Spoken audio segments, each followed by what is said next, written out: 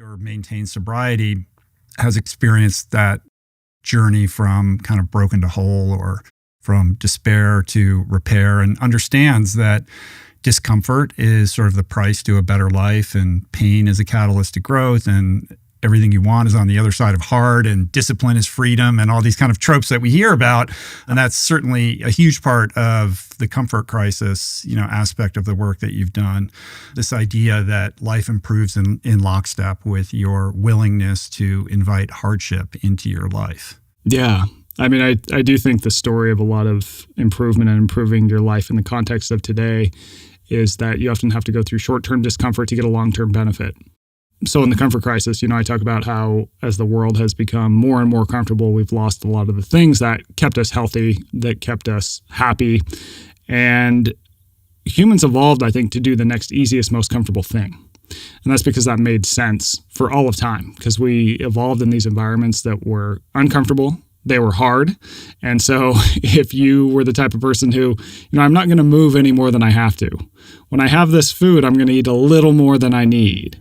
I'm going to try and stay as warm as possible, all these different things. You would have a survival advantage. And I think we still have that DNA that sort of pushes us to do the next easiest, most comfortable thing in a world that has become comfortable in a lot of ways. Mm-hmm. So you think about movement. We've really engineered a ton of movement out of our days. Our food system is very different. The fact that not only do we not necessarily have to physically work to get our food, but also the type of food that we eat is very hyper palatable and calorie dense. And there's good reason for that, right? We evolved to crave those things.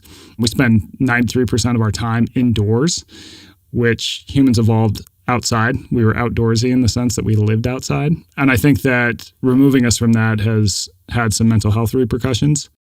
And yeah, I think you just look at our environments that we live in today, big picture, they are so much different than how we lived for 2.5 million years as humans were coming up to this moment that we're in right now. Right. This moment of overindulgence and overabundance where we have to seek out or create kind of artificial constructs to invite scarcity into our life and combat the incessant messaging that we're exposed to 24/7 that's telling us that the happiness, the purpose, the fulfillment that we seek is on the other side of comfort, luxury, materialism, and relaxation and vacations and material goods and foods that are not in service to our well-being.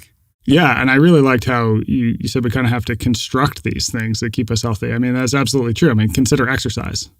Exercise is something we made up after the Industrial Revolution, basically, and put it at scale.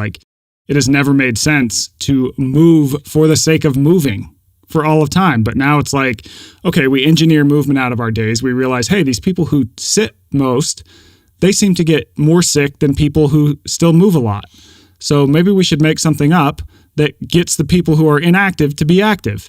We'll call it exercise. We'll build a building where you go in and you lift stuff that is heavy for the sake of being heavy, and then you run on this motorized belt and blah, blah, all these things, right? I mean, we just invented it up. We have to invent these constructs to keep ourselves healthy. That doesn't mean they're bad at all, but it is a really fascinating time, and it's also a great time, right? I would rather have to choose to exercise than to be forced into a serious amount of movement every single day like people were in the past. So we're in this time where we have so many opportunities to live a completely wonderful life, but the downside is that there's a lot of temptation hanging around, right? Whether it's in the form of food, of inactivity, of drugs and alcohol, of whatever it might be, of, pursuing status over social media.